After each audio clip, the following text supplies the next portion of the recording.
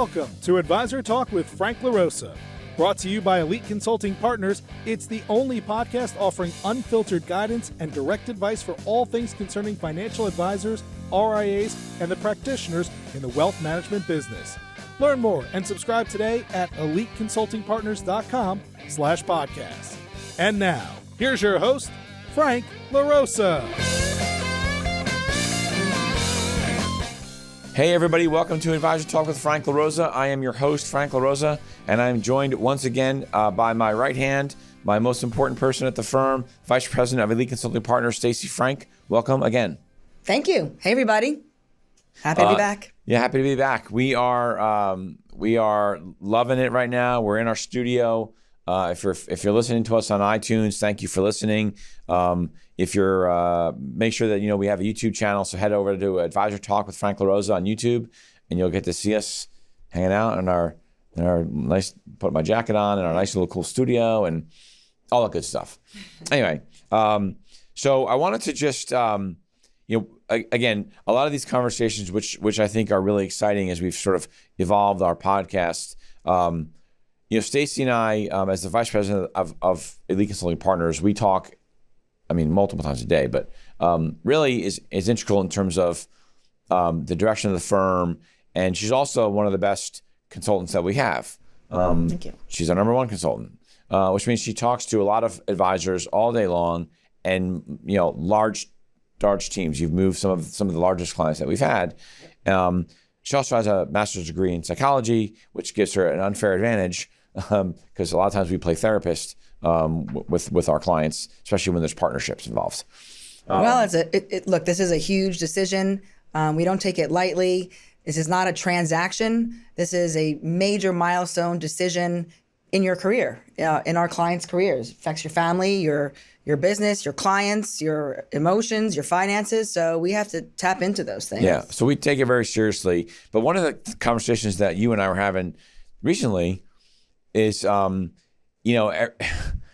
talked to an advisor and they're, at a wirehouse firm. We don't need to, this is not about firms.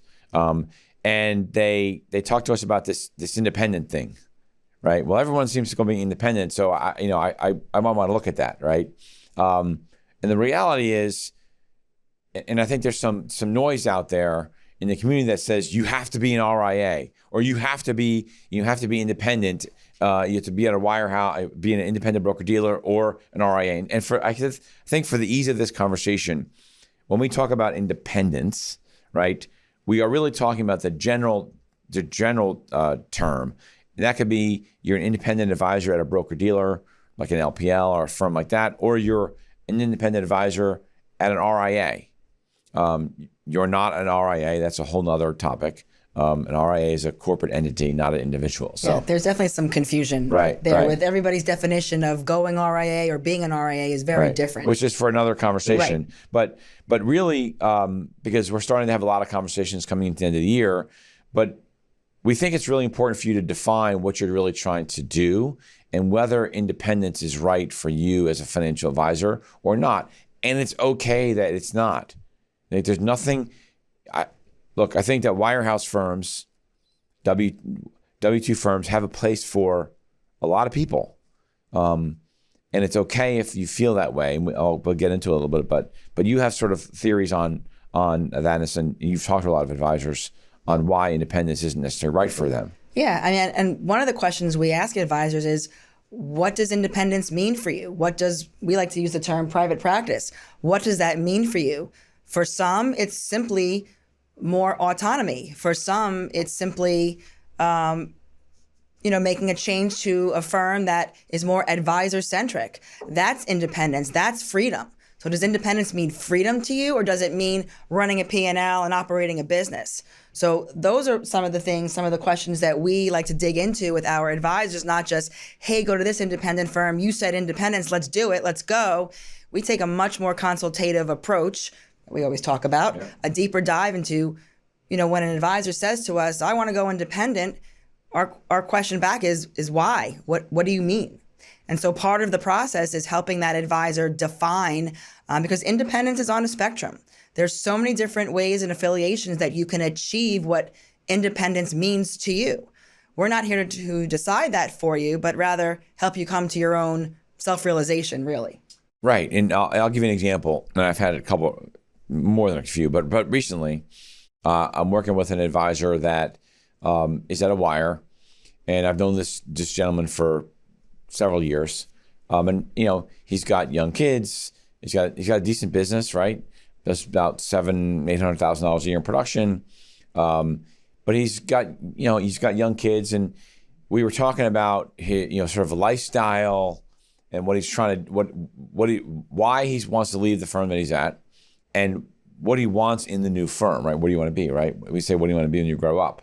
And the reality is, he knows that true independence is where he wants to end up, right? But at this stage in his life, he also is really self-aware, which is really awesome when we work with people that are self-aware. And he also knows that he won't be able to do the independent thing correctly. So what he's really looking for is freedom, right? The ability to brand. He understands that there's a give up with the payout structure, higher payouts in the independent space versus maybe the 40 or 45% payout at a W-2 slate. But he understands that that's the cost. That difference is the cost of his personal life, having 4 kids and baseball and soccer and all this other stuff and shore house, and he's comfortable with that. So those are the types of things that you have to be okay with, right? And he'll move to a firm and he'll get a nice check. So, but what we're looking for him is what firms are out there that have W-2 model, so he doesn't have to worry about his assistant and the operations and the rent and dealing with the landlord and all the things that you get involved with running your own business. He understands that and he's comfortable with it. And so we're looking for a firm that will give him all of those things. Marketing. He's at a firm where they can't really do any social media, and he sort of likes doing that stuff, right? And so he follows me on Instagram. That's the reason I know a lot about him. Obviously, because we've talked over the years. It's because I follow his Instagram account and he follows my Instagram account, right? And so I know when he's at the shore house and he's out with the kids and at the beach and you see all those things. And it's not that you don't have the flexibility to do those things when you're independent, right? In a wire. But he doesn't want to have to worry about those things. Right. He wants to be able to operate his business that adheres to, what's most important to them. So if there's that work-life balance, then maybe he's more efficient with his clients, still growing their business. But if, he's not sure exactly what he wants to achieve or what that independent model looks like for him, then there's a lot of confusion going on and won't feel like he can operate effectively. So that's one of the things that we've gotten so exceptional at in the way we consult with advisors, is helping them decide what level of independence is that? What level of autonomy are you comfortable with? Some advisors will say, I don't want to make those decisions. Well, if you're saying independence, then there is some level of business decision making that comes with it. So what do you want to do? Do you want to go all out and run it all yourself? Or maybe a more supported model would allow that advisor to have more freedom in his personal life, take more vacations. So it really What about depends. tuck-ins? Like you've talked about tuck-ins a little bit. Talk a little about the value of, on an independent chassis, we'll call it, right? The value of a tuck-in opportunity. Yep. I think what we've gotten so exceptional at, and we spend exorbitant amount of times researching, looking under the hood of many of the leading independent firms in the industry. And it's not just go to firm A, go to firm B, but how and why. And sometimes it's a geography decision. Sometimes it's a personality decision or a business philosophy alignment, whatever it is. We know where I like to call them enterprise groups or OSJs that provide these tuck-in scenarios around the country. We spend and research and build relationships with some of the enterprise groups that do it the best. We know who doesn't do it so great, that says they do it. Yeah. They have tuck-in and support opportunities, but they really don't. So we're here to uncover those things for our advisor clients. Yeah, so you might be someone that understands the value of and we're not going to get into tax lessons here, but the value of the tax benefits of 1099 versus W-2. But again, you don't want to run everything.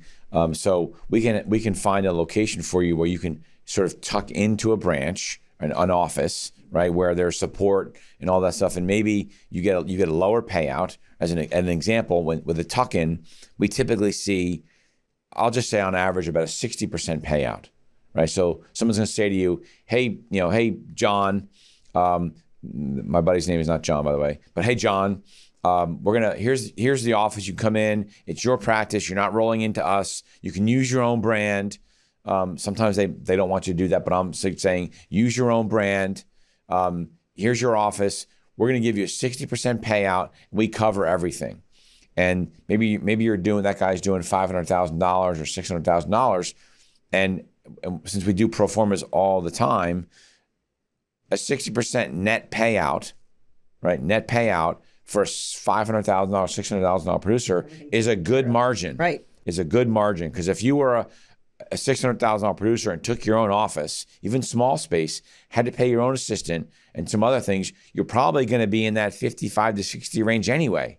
Now, with a tuck-in, you basically can get that and you don't have any of the headaches. Right. So it really depends. And that's what we try to uncover. Some advisors come to us from wirehouse or W-2 firms and they don't know.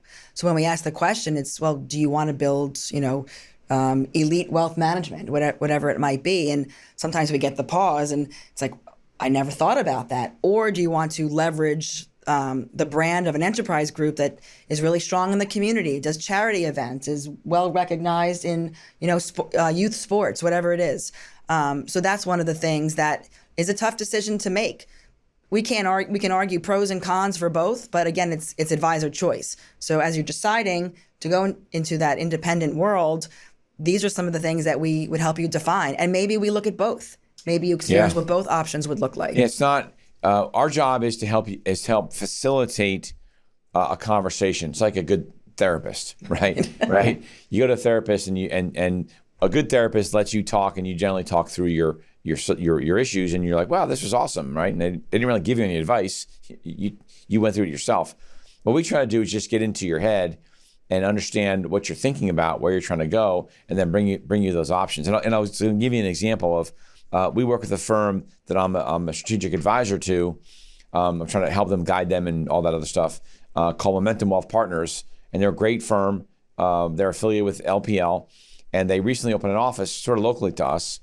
And they brought on some advisors that are good advisors, but just didn't have understood the value of being independent, wanted to be independent, right? But didn't want to have to pull the trigger on all the stuff that they'd have to do to be independent. So they have a tuck-in location right in Mount Laurel, and they've been able to bring in some advisors, give them really competitive payouts, and do everything for the advisor. And it's perfect for these guys, right? Meaning for the advisors that have recently joined, and that got commitments recently. Again, for some other people, that's the kind of stuff that you should be thinking about. Now, on the flip side, if I can just sort of go down a rabbit hole here, right? On the flip side of that, if you're on the other side and you're an advisor that's building an office and you want to bring on advisors, right? You have to make some decisions, and we'll cover this on another podcast. But you have to make some decisions on how you're going to bring somebody in. How are you going to bring a tuck-in in? Right? Because if you're hearing us talk about this, and you're like, man, I like that tuck-in idea. Be careful what you wish for, because there's things that you have to deal with. Right. And so on the next episode that we're going to talk about, do you want to be a tuck-in or not? So I'm sorry, I didn't mean to interrupt you. Yeah, no, just, the decisions or, furniture decisions, what does the logo look like as you enter the lobby, things like that. Which I think are exciting. Right. It's all about the brand. I had a friend that was looking at two different options, an independent option and a wire. And, the decisions about space and about how much furniture was going to cost and all of these things. And he was a good producer, and he was an entrepreneur. He was an entrepreneurial-minded guy, meaning at his core, right? Meaning outside of wealth management, right? He buys real estate and he does all this other stuff, and that's why I talked to him about independence. But ultimately, it came down to He likes the simplicity of his wealth management business being in a W-2 office so he can do the other things outside. And that's okay. Because he was getting anxiety thinking about which the decisions and all these choices. I don't want them. No thanks. And I said to him, hey man, just take the check. Just take the check. Okay, and he's that's really fine. happy and he's successful. I'm happy for him. And that was the right thing for him to do. And so some of this is really about being honest, right? I mean, everyone talks about being independent. As an entrepreneur, we're entrepreneurs. Running your own company is really exciting. I love it. It's a hobby for me, right? So what I do for a living is a hobby. So I don't mind when I'm working on vacation or whatever. Not 9 to 5. Right. Think about it all the time. Right. But some people don't. You have to be honest with yourself that that's what you want or don't want. If you like the decisions on hiring staff and all that stuff, then you probably will be successful. If you don't like dealing with that stuff at all, the buck stops with you when you're an independent advisor. The decisions stop with you when you're an independent advisor. Buying furniture, it's not coming from some corporate account. It's coming from your account. You're selecting, I have a group of clients out on the West Coast that things got delayed because they couldn't decide on their backsplash for their office kitchen. And, who am I to say, hurry up, we're close to move date, but that backsplash really defined who they were. It was super important. So things as simple as that, some people run towards it and some people run really far away from it. We're here to help you decide what's best for you. That's the most important thing. And it's interesting that you brought your psychology degree in. We had a client that was part of a team, and one member of the team wanted to go independent and one didn't. And that it came out over a long period of time. It was like a couple of years in the works. Couple years, yeah. But it took us a while to really get to the core of what the problem was, why the one partner was, kept kicking the can on the ideas of moving. And what we really got down to is the fact that he just didn't want to go independent. Yeah, just not cut from the cloth. That's what we love saying. Not cut from the cloth of independence, entrepreneurial at the core. That's not for us to decide. It's just it's who you are. And judge. We're not judging. This is not, because I do think there's some press out there that makes people feel like that's what they have to do. Oh my God, I have to be an RIA. If you're an idiot if you don't go, if you have your Series 7 license, right? If you do brokerage business, you're a dinosaur, right? I completely disagree with that. Yeah, because it's about their client base. We have plenty of advisors that say, my clients would kill me if I did X, Y, Z. So who are we to decide that going RIA only is the best route for you? We don't know every intricate client, all their needs and wants. That's up to the advisor. We're just here to help you uncover what does your level of independence or the support that you need to achieve that, if that's what you want, happen. We're just here to uncover those. Right. So what I would say to you is, if you're struggling with that idea or you're reading about it, maybe you don't even know the. I hate to say this because we're in finance, so you don't know the math. You don't understand the impact of 1099 versus W-2, and you should. And it's a little bit different at every firm. We call it above the line. So above the line, which is sort of the cost and pricing at the firm that you're at, and the below the line is really the local expenses that don't change no matter what broker or independent broker dealer you affiliate with, right? Those costs are those costs. Your staff, your real estate, your marketing, all that stuff's the same. But if you want to go through that process with us, and you want to talk to Stacey, you can reach her. You can email her at Stacey@eliteconsultingpartners.com, and it's STACEY. Don't forget the E. Don't forget the E. And what number can they call you at? 856-316-7736. That's my office line, but it goes to my cell phone, so very easily reachable. And Frank, you can be contacted. Yeah, 856-316-4651, as everybody knows. That was commercial. But you should, it's our 2 seconds. But the reality is we're here to consult with you. We're here to provide guidance and advice if it's something that you need. We work with some clients sometimes, and we talk to them, we go through the math. Years. And sometimes they just decide to stay where they are. And that's okay too. It's just what we do. We love helping advisors. And Stacey's one of the best in the business. It's what we drive. It's what we wake up to do every day. We believe that we have a calling to really provide the best advice possible, because next to your family, right, this is your most important asset. Right. We want to help you get it right. We need to help you make the right decision, the best decision for you. That's what we're here to facilitate, not decide for you. Although sometimes we say, hey, this firm would be best. Yeah. But ultimately, it's the advisor's decision. We're just here to help you define it and get there. Yeah, look, we have a different lens, right? We have a different lens. We see a lot more. You might be an advisor in a marketplace and you know the managers in your marketplace. Well, of course you do, right? And you say, well, what do I need you for? I know John over at whatever firm. I'm sure he'll help me out. Yeah, but John still is a steward of his firm and still has the responsibilities to his firm. To the branch, right? Right, to the branch. And John only has one blue pen to sell. For those of you that have been in the business more than a minute, you know what that joke means, right? You have a blue pen and that's all you have to sell. So John's just selling blue pens. But for us, we are agnostic to where you go. So we're going to be able to help you and guide you. And maybe John's the right place. Maybe his firm is the right firm to go to. But we'll help you make that decision.